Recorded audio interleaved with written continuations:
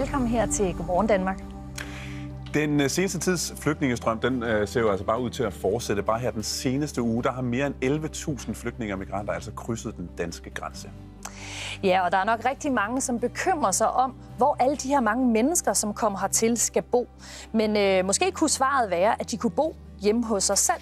For det er altså et kæmpe arbejde at huse alle. Men i går der kom det frem, at 1 ud af 4 kommuner er begyndt at benytte sig af muligheden for at huse flygtninge i private danske hjem. Og en af de danskere, som har besluttet sig for at lade en flygtning bo hos sig og sin familie, det er dig, Jens Letgaard. Godmorgen og velkommen. Tak skal du have. Og også velkommen til dig, Rami Al-Hafouch. Du er flygtning fra Syrien, og du kom hertil i maj måned 2014. Og du og Jens, I har det til fælles, at I begge to er tandlæger, faktisk. Ja. Ja. Og Jens, det var faktisk også igennem jeres fagblad, Tandlægebladet, at du først kom til at stifte bekendtskab med Rami. Hvorfor tog du så derefter kontakt til Rami? Jamen, udover at have en tandlægeklinik, så er jeg en del af Klinikproduktion, som er en undervisningsportal for tandlæger og klinikassistenter. Og alle vores videoer derinde, de er efterspikket på dansk, med hensigt på at oversætte det, typisk til engelsk og tysk.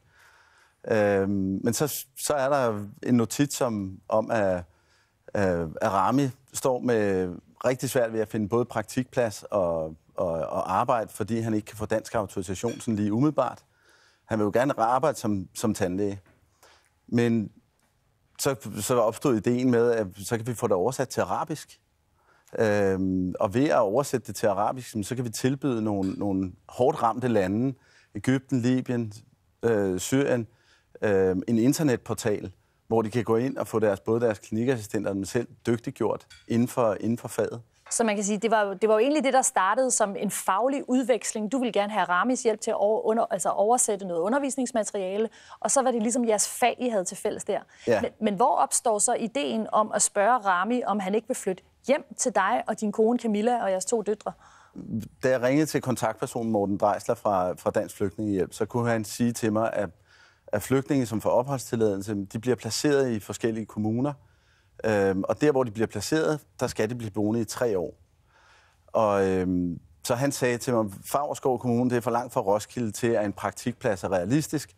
Og det kan godt være svært at få kommunerne til at overtage integrationsansvaret. Og efter at vi havde Rami på besøg nogle weekender og med overnatning, så ringede jeg til Roskilde Kommune og fik fat i Khalil, som efter 10 minutter sagde, det vil Roskilde Kommune gerne. Men fordi de også har svært, de har jo svært ved at bare finde boliger til dem, de skal finde bolig til, så kunne de ikke tilbyde boligen til de der 2.000 kroner. Og så måtte Camilla og jeg jo kigge hinanden ind i øjnene og afgøre, om vi havde lyst til at have Rami boende. Mm. Og så skulle Rami selvfølgelig også have lyst til at bo hos os. Og den beslutning tog vi så et par måneder senere. Og Rami, nu har du så boet hos Jens og hans familie i 3 måneder. Ja. Hvordan har de måneder været? Det har været meget hyggeligt. Jeg har en dejlig familie. Ja, jeg føler mig ikke ensom mere. Ja, og mit sprog bliver meget bedre. Det synes jeg. Ja, fordi du øver jo dansk hele tiden, når du taler med familien. Ja, selvfølgelig. Ja. Men jeg ved også, at Jens, I havde jo et krav om, at Rami, han skulle ikke bare være en gæst, der skulle være på besøg i jeres familie. Rami, han har også pligter. Så Rami, du indgår jo i familien, ligesom alle mulige andre i familien gør.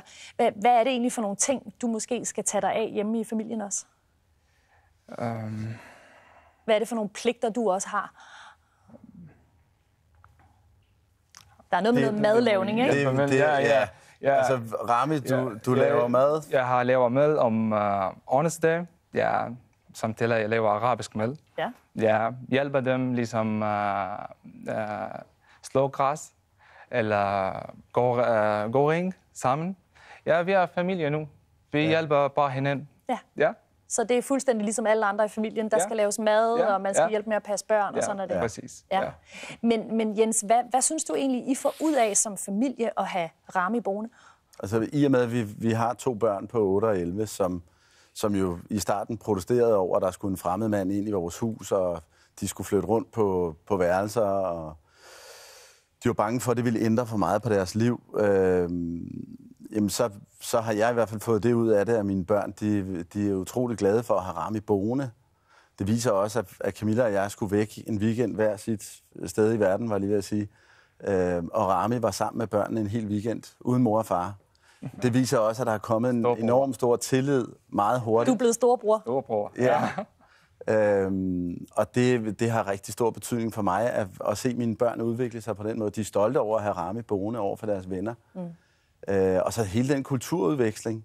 Altså, pinligt at sige, men jeg var nærmest ikke engang klar over, hvor Syrien lå, ud over det nede i det der store mellemøstlige del af verden.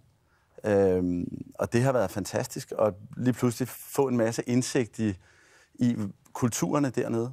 I skal lige prøve at høre, fordi vi har også ringet til generalsekretæren for Dansk Flygtningehjælp, nemlig Andreas Kamp, for at spørge ham, hvad han synes om, at private som dig og din kone Jens, I nu begynder at huse flygtninge. Og I skal lige høre, hvad han siger. Jeg betragter ikke privat indkvartering som sådan den langvarige og primære indkvartering, men der, hvor kommunerne er i knibe, synes jeg faktisk, det er en god løsning. Og der er jo ingen tvivl om, at det gavner integrationen at bo privat i nærheden af en dansk familie, hvor man taler dansk og ser, hvordan vi lever her i Danmark. Så jeg tænker, at det er en god håndtrækning rent integrationsmæssigt. Ja, altså Andreas Kamp, han mener jo så, at det fremmer integrationen, at man huser folk som Rami. I den grad. Hvordan kan I mærke det hjemme hos jer? Jamen, jeg er helt overbevist om, at Rami har lært mere dansk på de 3 måneder i forhold til det første år, han har været i Danmark. I Favrskov, jamen, så går han i skolen måske 10 timer om ugen. Det ved jeg ikke, noget af den dur. Og der møder han andre syriske flygtninge. De kan ikke tale andet end arabisk bagefter, så 90% af hans berøringsflade før, det var arabisk. Og nu er det langt over 90%, det er dansk. Vi har insisteret på at sige til Rami, du skal være hjemme og spise aftensmad med os. Det er der, du lærer allermest dansk. Det er, når vi sidder og snakker med børnene og involverer dig og så videre. Så selvom det i hvert fald i starten, der var han meget tavs. Der sker noget op i knolden. Jamen så lytter han hele tiden til dansk, også på klinikken, også når vi laver videoer. Hele tiden. Det er dansk, så jeg ved ikke, om hjernen den er ved at eksplodere, men det giver jo en helt anden integration. Og være, kan man sige, så påvirker, og så vil Rami gerne. Og det vil rigtig mange af de syriske flygtninge, de vil gerne integreres. Ja. Modsat mange af de flygtninge, vi måske har været vant til. Rami, hvad får du ud af at bo hjemme hos Jens og hans familie? Jeg har lært mere om dansk kultur, hvordan danskere passer børn, madlavning. Danskere elsker kartofler og lakrids. Ja, jeg tror, vi er tæt på hinanden meget. Ja. Og til sidst, jeg skal sige, at vi flygtninge, vi er venlige mennesker. Vi er ikke farlige mennesker. Vi er ikke kriminelle. Vi er kun flygtninge. Ja. Og I har brug for et sted at bo. Ja. Og noget integration. Og noget integration. Ja. Og mindre frygt, og mindre angst. Og det er et smukt sted at binde sløjfen lige for nu i den her snak i hvert fald. Hvor er det dejligt at høre, at I har fået et ekstra medlem af familien på den her måde. Rigtig meget held og lykke fremover, og tak for besøget begge to. Tak skal du have. Tak skal du have. En fantastisk historie. Fantastisk, at der findes mennesker som Jens og hans familie, der på den måde tager det på deres egen skulder og hjælpe de flygtninge, der kommer til landet. Nu skal vi tilbage i køkkenet, hvor jeg lige vil gå ind i ovnen og brænde mig selv.